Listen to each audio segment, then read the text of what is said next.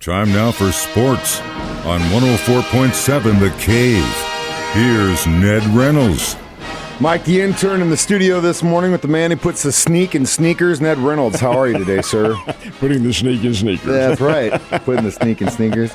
He's a sneaky individual. All right, so Kansas City Chiefs now in Germany face off with the Miami Dolphins, who got here earlier this week there. Any change in the roster going into this game? No changes as of now. Probably get an injury report maybe later today, tomorrow, and certainly before the game because that is the rule. But I think everybody is on hand. I'd be a little surprised, Mike, if Willie Gay plays. That's a tailbone injury. You don't want to fool around with that. And there's still, you have to understand, there's still a long way to go in this season, and you don't want to risk his availability. So I would be surprised if he plays. And as far as Jerick McKinnon is concerned, his is a groin injury, and those things just take a long time to heal. So I think it's probably more how much discomfort he can put up with if he needs to get in there. But otherwise, I think the Chiefs are all set. My concern is the fact that they got there, and now they're probably resting today, although they'll probably go through a light practice later on, and then a walkthrough tomorrow, and then the game on Sunday. Their routine is probably set how much of Frankfurt they can see, probably not a whole lot. I think the Miami Dolphins probably had a greater time than the Chiefs are going to, but we'll see what happens. They're there to play football. They're there to play football, but they're there to win a game. Absolutely. So Ned and I are actually the only two that are going to get up at the butt crack of dawn for Ned Talk. 6 a.m. Sunday morning. Joe needed the day off or just wanted to sleep in. Either way, so we're going to get really into this in Ned Talk on Sunday morning. But going into this weekend right now, Chiefs are the favored team by 2.5 points, which is a pick-em, and the over-under is 51. Yeah, which is about where I think it'll be, too. I think it'll be a very close game, and I do think it'll be a high-scoring game. That's what we have projected on Ned Talk. I like the Chiefs to score maybe in the 40s. Kansas City can do that. They did it against the Chicago Bears.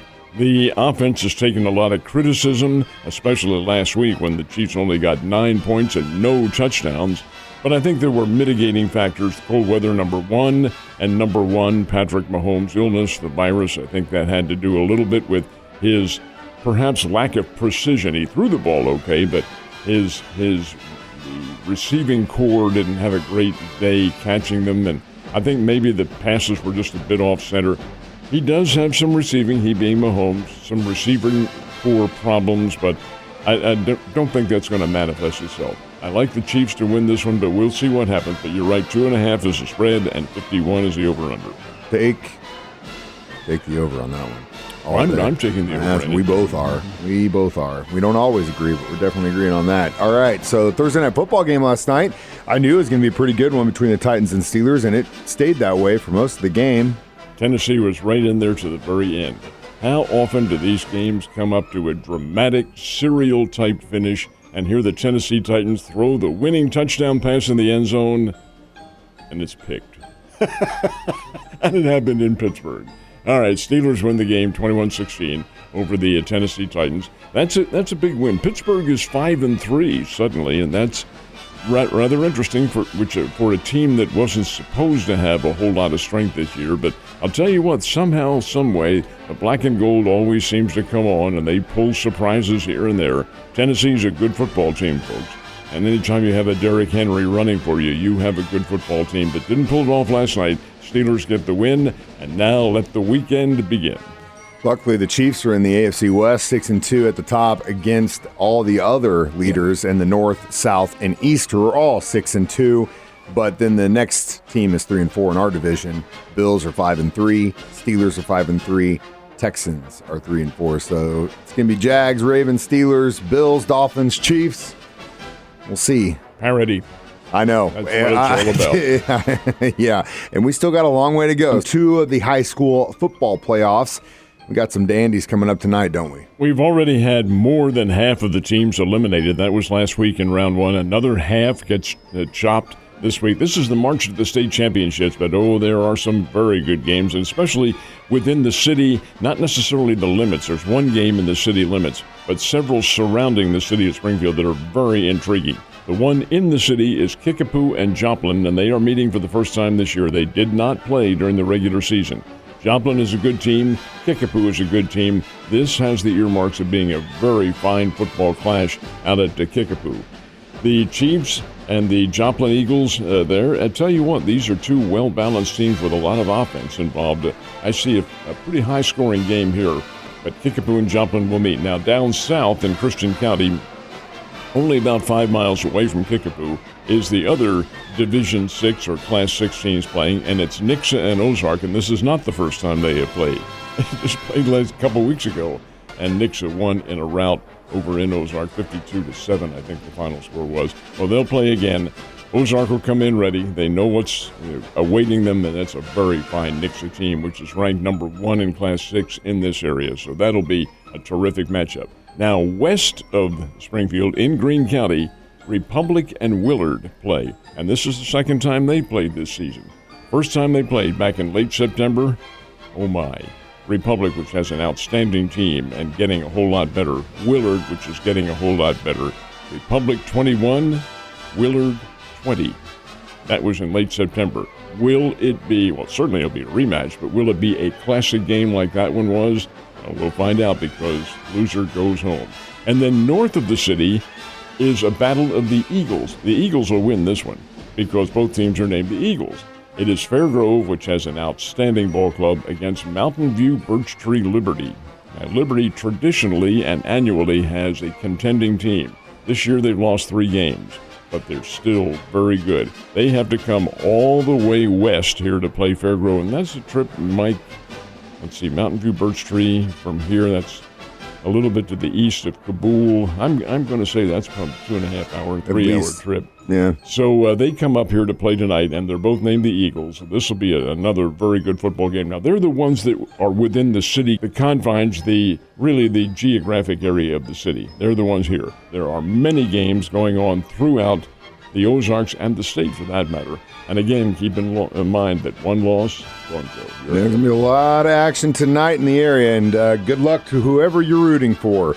We talked a little bit about this yesterday. Lady Bears did not fare so well in their first exhibition game this week. What about the men? Well, they tipped it off and the game was over by then. The Bears played Westminster, which is a Division III team from Fulton, Missouri, a Division Team 3 last year that was 2 wins and 23. God, that's a long season. Oh, gosh. And these guys, the minute they stepped on the court physically, you could see they were no match. 100-51 was the final score. It could have been a whole lot worse, was not. But the Bears do get their first exhibition game and only exhibition game out of the way. Now, the Bears did have a closed-door scrimmage a couple of weeks ago, and it's public what happened. Now, the public's not allowed in to watch these scrimmages, but the coaches are, and they are played like games. The Bears played in Las Vegas. They flew all the way out to Las Vegas to play UNLV, Nevada-Las Vegas. And the Runnin' Rebs, Nevada-Las Vegas, won that game by 3 points. That was the Bears' closed-door scrimmage. This Pretty one, good look. They should have closed the doors for this one because only 1,000 people there. Come on, it was not pretty. I would have rather watched that UNLV game today. Oh, heavens, yes, that would have been a dandy. Anyway, the Bears open up the season Monday night at Morgantown, West Virginia against the Mountaineers. The Lady Bears open up their season Monday night in Little Rock, Arkansas against UALR, University of Arkansas. Little Rock, both the challengers here, or challenges, I should say, are very strong for both teams. When they do those closed-door scrimmages, do they get rest for those things? Oh, it's a game. It's a game. You just, the fans are. I was kind of hoping in my mind they were like, no revs, shut the door, and let's see what happens. No, it's fully officiated. That's kind of like what happens on Ned Talk in this room when we do it on Sunday. Ned and I are going to be here 6 a.m. for the Chiefs take on the Dolphins in Germany. That game starts at 8:30. I'll make sure and have enough mimosas for you to get through the hour. But the Ned Talk does begin at 6 o'clock, 6 a.m. In other words, it will be a very early morning digestion of football. Now, just the game, of course, is right here. It's on the Cave, 104.7, and we have had the Chief. This is the Chief station. But a lot of folks like to match the two of them, listen to the game and watch it. Do you know where it's going to be seen? So network is the only thing, unless you have an NFL Sunday ticket, that you can watch it. So if you want to sync the broadcast, obviously pause it until it catches up with the audio, and then it'll be fine throughout the game. If you do want to watch it and you don't have the NFL network, come to Coyotes starting at 8 because we'll be there. But Bloody the Mary Bar. NFL network is the only. As far as I know. That's the only way to watch it. So if you don't have that and you don't want to pay for it or try and find an illegal stream, either listen to it here or come to Coyote starting at 8. And first 100 people through the door getting a bingo card. We're going to play Chiefs Bingo. We've got a bunch of prizes to give away. I've got a box of them. I'll be there as soon as we get done sharing our mimosas in here on Ned Talk Sunday morning. We never suggest that you do anything illegal. No, never, ever, ever. Got a good teacher for that. Ned, you have a great weekend, and I will see you Sunday.